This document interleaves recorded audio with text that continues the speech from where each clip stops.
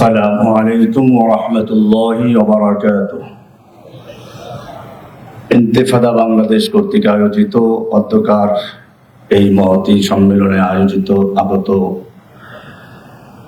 সকল ভাইরা, মূলত এতক্ষণ পর্যন্ত যে কথাগুলো শুনছিলাম, যাদেরকে দেখতে পাচ্ছিলাম, মানসিকভাবে এরপরে সুস্থ থাকা যায় না।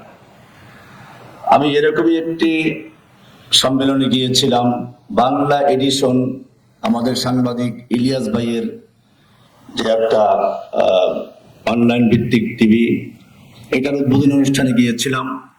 সেখানে একজন মা, তার বাচ্চা শহীদ হয়ে গেছে, বলতে বলতে বেহুশ হয়ে পড়ে যান, সেখানে মঞ্চে পড়ে গিয়েছিলেন। তাদের অভিযোগ ছিল যে আমাদের সন্তানগুলো এভাবে শহীদ হয়ে গেল, আমরা কোনো বিচার পাইনি।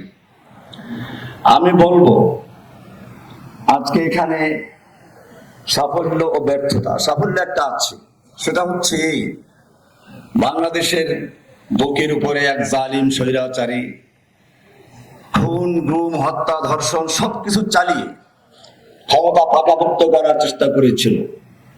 এমনকি দেশ থেকে ইসলামকে নির্মূল করার জন্য যারা সঠিকভাবে ইসলামকে প্রচার করতে চায়, যারা সঠিকভাবে ইসলামকে অনুসরণ করতে চায়, তাদেরকে জঙ্গি বানিয়ে এদেশ থেকে নির্মূল করার চক্রান্ত করা হয়েছিল। সেই ফ্যাসিস্ট, স্বৈরাচারী এবং জঙ্গি নাটকের উদ্ভাবক শেখ হাসিনা এখান থেকে বিতাড়িত হয়েছে, এটা সাফল্য। ব্যর্থতা হচ্ছে যে তারপরে যেটা প্রয়োজন ছিল, যারা ত্যাগ স্বীকার করলো, যাদের ত্যাগের বিনিময়ে এই স্বাধীনতা অর্জন হলো, তাদের অনৈক্য এবং তাদের উদ্দেশ্যের ঐক্য না থাকার কারণে আজকে এই সফলতা ব্যর্থতায় পর্যবেসিত হতে যাচ্ছে।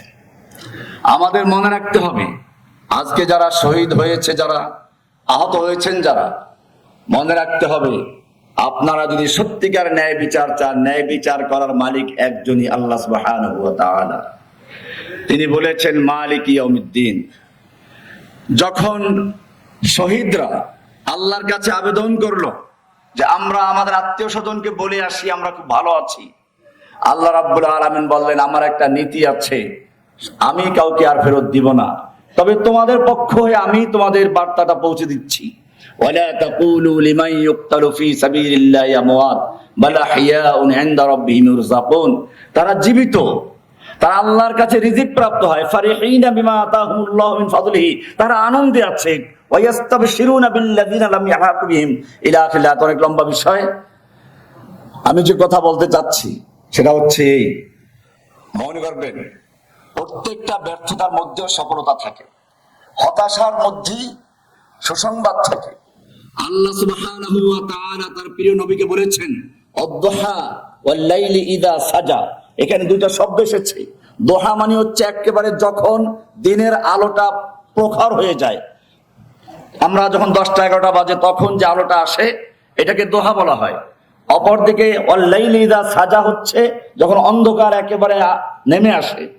তো আল্লাহ রাব্বুল আলামিন এখানে দেখিয়ে দিলেন যে যেখানে অন্ধকার আছে সেখানে আলো আছে। আমরা মনে করি আজকে এই যে অবস্থায় চলে এসেছি, এখান থেকে আমাদের মনে রাখতে হবে আল্লাহর রাসূল সাল্লাল্লাহু আলাইহি ওয়াসাল্লাম যখন হুদায়বিয়ার সন্ধি হলো, বাহ্যিকভাবে এটা ছিল মুসলিমদের বিরুদ্ধে, এমনকি ওমর ইবনে খাত্তাব রাদিয়াল্লাহু তাআলা আনহু আল্লাহর রাসূলের সামনে দাঁড়িয়ে বললেন, আপনি কি সত্য নবী নন? আপনার কোরআন কি সত্য নয়? আমরা কি সত্য দিনের উপর নই? আমরা যদি মারা যাই তাহলে জান্নাতে যাব, ওরা মরলে জাহান্নামে যাবে, বিষয়টা কেমন নয়? তিনি বললেন অবশ্যই। তখন ওমর বলেছিলেন, তাহলে কেন আমরা এই অপমানজনক শর্ত মেনে নিচ্ছি? তিনি উত্তর দিয়েছেন আনা রাসূলুল্লাহ। একইভাবে প্রশ্ন করলেন আবু বকরকে গিয়ে, তাকেও কি একই প্রশ্ন করলেন, একই ধরনের কথা বললেন। তিনি বললেন হুয়া রাসূলুল্লাহ, তিনি আল্লাহর রাসূল। ফিরে আসলেন, আল্লাহ রাব্বুল আলামিন নাযিল করলেন ইন্না ফাতাহনা লাকা ফাতহাম মুবিনা, আমি আপনাকে স্পষ্ট মহান বিজয় দান করেছি। এটা বিজয় যেখানে সবগুলো ছিল মুসলিমদের বিপক্ষে। হ্যাঁ, বিজয় হয়েছে, দুইটা বিজয় হয়েছে। ফাতহুন শব্দের অর্থ হচ্ছে তালা খোলা। ফাতহুন শব্দের তালা খোলা। একটা হচ্ছে মক্কার তালা বন্ধ ছিল, এখন যদি এবছর ঢুকতে পারি নাই, কিন্তু আগামীতে উমরাতুল কাজা করব এবং এর ধারাবাহিকতায় ইনশাআল্লাহ মক্কার তালা চিরতরে খুলবে, মুসলিমদের মক্কা বিজয় হবে। সেই সংবাদ ছিল এখানে। আরেকটি ছিল অর্থনৈতিক বিজয়, সেটা ছিল এরকম, মক্কার শত্রুদের থেকে যখন চুক্তির মাধ্যমে একটা নিরাপত্তা লাভ করা গেল, আশঙ্কা মুক্ত হয়ে গেল, এখন ধরার সময় এসেছে মদিনার পাশে বড় বড় শত্রু ছিল, বিশেষ করে খায়বর এলাকার ইহুদিরা, যারা সুযোগ পেলে মুসলিমদের ধ্বংস করার চক্রান্ত করত। আল্লাহর রাসূল সাল্লাল্লাহু আলাইহি ওয়াসাল্লাম তাদের উপর আক্রমণ করলেন এবং সেখানে বিজয় হলো, এবং এই বিজয়ের মাধ্যমে মুসলিমদের অর্থনৈতিক, রাজনৈতিক, সামাজিকভাবে শক্তি প্রতিষ্ঠিত হলো। আপনারা জানেন এরপরে বিভিন্ন কাফের গোষ্ঠীগুলো মুসলিমদের সাথে মৈত্রী চুক্তি করতে উদ্বুদ্ধ হলো। একদিকে যেমন মক্কার কাফেরদের সঙ্গে বনু খোজা চুক্তি করলো, অপরদিকে দেখা যায় বনু বকর মুসলিমদের সঙ্গে চুক্তিবদ্ধ হয়েছিল। সুতরাং আমাদের মনে রাখতে হবে কিছু সফলতা এখানে আছে। এখন আমরা কথা বলতে পারছি, আমরা এখন কারাগার থেকে অনেক ভাইদের মুক্ত করতে পেরেছি, যদিও আমাদের অনেক ভাই এখনো কারাগারে বন্দী আছেন, মুক্তির অপেক্ষায় আছেন। সেজন্য আমাদের এখন সুচিন্তিত ভাবে, সুপরিকল্পিত ভাবে আমাদেরকে প্রস্তুত হতে হবে। এই বিচার এভাবে পাওয়া যাবে না।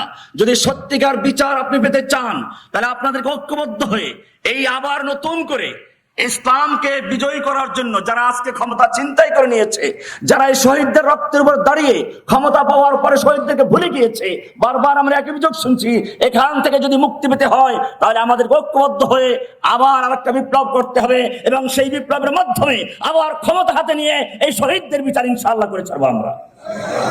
এটাই একমাত্র পথ। এজন্য প্রয়োজন আছে, কোরআন বলছে ওয়াইদু লাহুম মাসতাতাতুম মিন কুওয়া, এদাত করতে হবে। সালাত পড়তে হলে যেমন উযুর প্রয়োজন হয়, উযু ছাড়া সালাত হয় না, এরকম বিচ্ছিন্ন ভাবে ছোট ছোট ক্ষুদ্র ক্ষুদ্র শক্তি অর্জন না করা পর্যন্ত আসলে কেউ আপনাকে গুরুত্ব দেবে না, কেউ আপনাকে আসলে কথাও শুনবে না। ঐক্যবদ্ধ হতে হবে। আজকে আমি মনে করি যে সকল শহীদ পরিবারের লোকেরা এবং যারা আহত হয়ে আছেন তারা, এবং যারা আজকে আন্দোলন করছেন বা করেছেন, সকলেই যদি আমরা ঐক্যবদ্ধ হয়ে মাঠে থাকি, সেক্ষেত্রে ইনশাআল্লাহ আমাদের বিজয় নিশ্চিত হবে এবং আমরা নিজেরাই বিচার করতে পারবো। আমরা কারো কাছে বিচার দাবি করে লাভ নেই। কার কাছে বিচার চাবেন? যাদের কাছে বিচার চাবেন, সেই ফ্যাসিস্ট হাসিনা যেরকম ভাবে মানুষকে গুম করেছিল, কোনো খবর নেই, আবার নতুন করে সেই গুমের রাজত্ব কায়েম হওয়া শুরু হয়েছে। আপনি কার কাছে বিচার চাবেন? যে হাসিনা পশ্চিমাদের খুশি করার জন্য জঙ্গি নাটক তৈরি করেছিল, আনসারুল্লাহ বাংলা টিম তৈরি করেছিল, কাল্পনিক ভাবে আমাকে প্রধান বানিয়েছিল। আমি হলফ করে বারবার বলেছি, বাংলাদেশে আনসারুল্লাহ বাংলা টিম নামে কোনো দলের অস্তিত্ব ছিল না, ছিল না, ছিল না। এটা সম্পূর্ণ হাসিনা তৈরি করেছিল।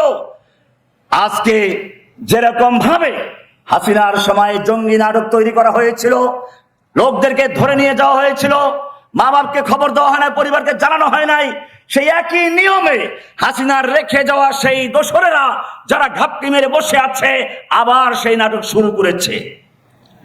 আমি আপনাদের বাংলাদেশের সাংবাদিকদের বলতে চাই, আমি সেদিন বিবিসির সাংবাদিক বলেছিলাম, বারবার একই, আপনারা জানেন বাংলাদেশে যখন ইসলামের বিরুদ্ধে কেউ লেখে আর এদেশে যখন তাওহীদি জনতা সোচ্চার হয়ে যায়, তখন বলা হয় ওনার আইডি হ্যাক করে কেউ লিখেছে, হ্যাক হয়ে গেছে।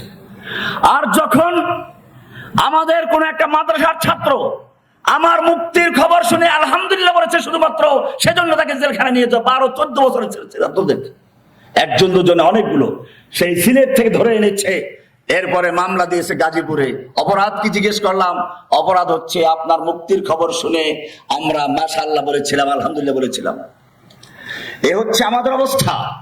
এখান থেকে মুক্তি পেতে হলে কারো কাছে দাবি জানিয়ে নয়, যদি সত্যিকার মুক্তি চাও, যদি সত্যিকার অর্থে এই শহীদদের বিচার করতে চাও, যদি সত্যিকার অর্থে আহত লোকদের প্রাপ্য পাওনা বুঝিয়ে দিতে চাও, আর কোন বিকল্প নেই, ঐক্যবদ্ধ হও।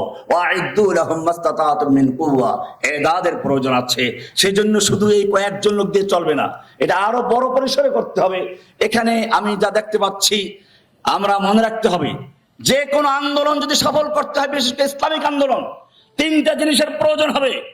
একদিকে ওসমানের মতো ধনী, আর একদিকে হামজার মতো বীর পুরুষ, আর একদিকে আবু বকরের মতো মুরব্বী, ওলামায়ে কেরামদের নেতৃত্ব, কিয়াদাতুল উলামা, ধনীদের অর্থ, যুবকের রক্ত। এই তিনটা জিনিস যতক্ষণ পর্যন্ত সমন্বিত না হবে, অতক্ষণ পর্যন্ত খুচরা খুচরা আন্দোলন করা যাবে, ব্যর্থ চেষ্টা করা যাবে, কয়েকজন নেতা হওয়া যাবে, কিন্তু পরিপূর্ণ করে আন্দোলন করা যাবে না।